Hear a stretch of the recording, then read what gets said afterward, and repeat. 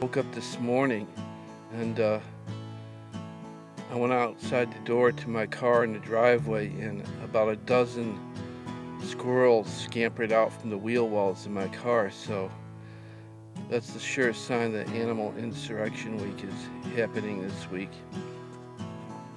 And up at the pond at the golf course, uh, all the frogs are hatching on the worn pavement. All these little frogs are hopping along. Uh, and the Turtle Hatch tournament season is underway. The turtles won't be coming out of the sand probably a little bit after 4th of July. And summer in Still River in the early 60s was something. The town park, Still River, was jammed every day in the summer, crowded. And if you went to school in the Still River, grammar school and high school, they didn't even have middle school back then. You went from elementary, first to eighth grade, then freshman high school to senior. And when school was let out for the summer, you got a little button, and that was not only your pass for the season into the park, but it was your bus pass also. If you needed, the city bus would go through Main Street in the Still River, all the way from another town on the other side of Still River, and one part of the line would go up to the town park and then back down to Main Street. So if you lived anywhere along the route, you had a free bus ride to the park and back home. And the bus driver was always a big, heavy-set guy, sweating bullets, telling all the kids to shut up and back, and stepping on the brakes. And you had like this little line you pull when you want to get off, a buzzing line. It would go, and he would pull over and let you out. It had a back door and a front door that, hissed open like an accordion, and it was like a subway almost. And it's sad because if you go by Town Park in summer now, you'll see a few people there, but that's it. Back then, it was crowded. There was music playing over the big loudspeakers on top of the lifeguard stand, which stood on stilts in the middle of the beach. And there was a snack bar and a bathhouse up on the left, and there were boat docks on the right. And there were big weeping willow trees with picnic tables all around under them. And there were often big card games going on under there with the older guys. And they had a parking lot that was always jammed and full. And there was two floats in the swimming area. There was one that had a slide into the water that was called the small float. And they had a larger, big float, we called it, with a regular diving board, regular height, and a high dive. And you had to go up on this wooden stairs to the top of the platform to go off the high dive. And that was often very crowded most of the time. And people were showing off doing flips off it and back flips and cannonballs and everything. And well, there was a bunch of us that would go to the town park, a group of about 10 of us. And one day we saw this big sunken uh, rowboat down at the end of the dock off to the left side of the park where the boat dock comes in. And there's a little dock there and a little causeway. And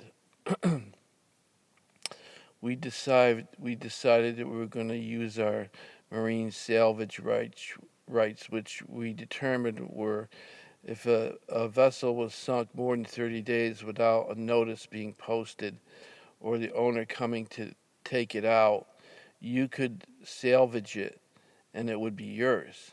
So we got in and we managed to salvage the boat out. We brought boards, paint, hammers, nails, and uh, um, wood I mean, those tiles you put on the roof, roofing tiles, and tar to keep the water out. And we got the thing to float, sort of. And we decided to take the maiden, cruise out to the island on the fateful day. And we rowed out. About halfway out, we were way outside the ropes of the swimming area. The lifeguard was calling us, yelling at us to come back when we were in violation of the swimming laws and whatever. And we ignored him when we rowed. We got about 100 feet, 200 feet from the island, and the boat sunk. And we swam to the island. And a couple of us got some of us got rides back, hitched rides back from motorboats of friends they knew. And some of us swam back later in the afternoon. And went to this hot dog stand, this hamburger and hot dog stand, right at the corner of the town park. It is like this corner that swings around and goes up a hill along the front entrance to the town park. And there's a big white rock there, about 5-6 feet high, and it was painted I guess it was a Dalmatian dog. And one side had the dog was like panting and smiling, and the other side, if you passed by the stone and you didn't stop at the stand, supposedly, there was a dog with a growl. One side of his face was growling, and the other side was like smiling with his tongue hanging out. And we were all sitting there at the picnic tables in front of the hot dog stand, and this gray state police Ford pulls up, and the state trooper gets out, and he saunters slowly up to us, looks us over with disdain and derision, and said, "You boys, you rowed that boat out to the island and you sunk it." And we said, "Well, how do you know it was us? We didn't do it." And he said, "No, I saw you." He says, "I'm going to charge you right here. I'm taking your names, and be ready for a court appearance. Do not leave town." And we're like, "For what?" And he said, "For piracy." And we said, "Piracy?" And then the guffaws started, and we started going, "Har, har. Well, shiver me timbers, mateys. Maybe he'll make us walk the plank." And this really pissed him off. He turned all red in the face. We sort of knew him. He was kind of a little bit of a wussy cop, sort of like Barney Fife, but not quite. And so that made him even madder. He says, "I'm going to take your names." Of course, everybody was given names like, Barnacle Bill, and pirate names, Black Bart. And so he gets to, like, our friend Vinny, who has one leg.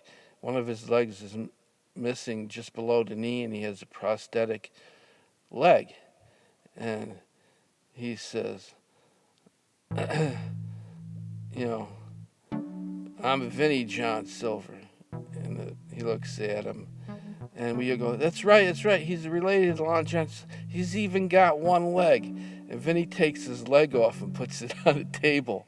And the cop looks at his leg on the table, and it was hysterical. This made him even madder.